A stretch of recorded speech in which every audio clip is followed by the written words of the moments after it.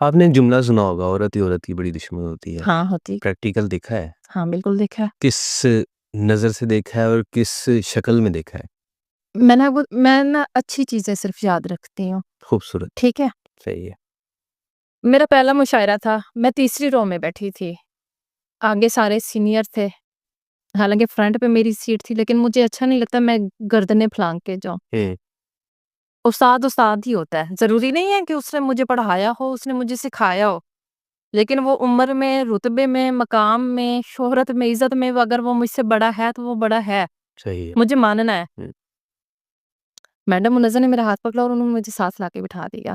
میں نے کہا نہیں میم، اچھا نہیں لگتا۔ انہوں نے کہا نہیں، یہ تمہاری سیٹ ہے تو یہاں بیٹھ۔ میں نے کہا نہیں، سب سینئر بیٹھے ہیں۔ تو میں ان کو یاد رکھتی ہوں کہ انہوں نے مجھے سپورٹ کیا ہے،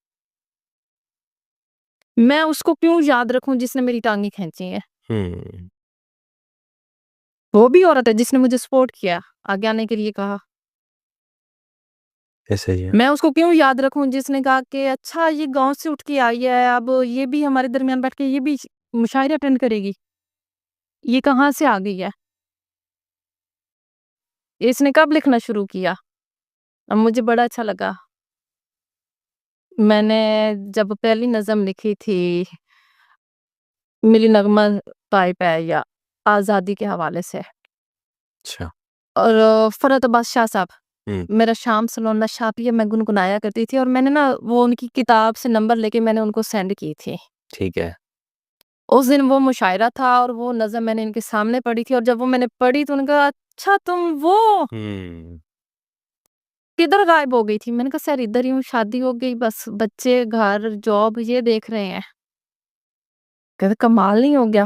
میں نے کہا سر یہ جو سامنے بیٹھے ہیں ان کو بتائیں، آبدہ نظر تب کی ہے جب فرحت عباس شاہ نے شام سلونا میرا شاہ پیا لکھا تھا،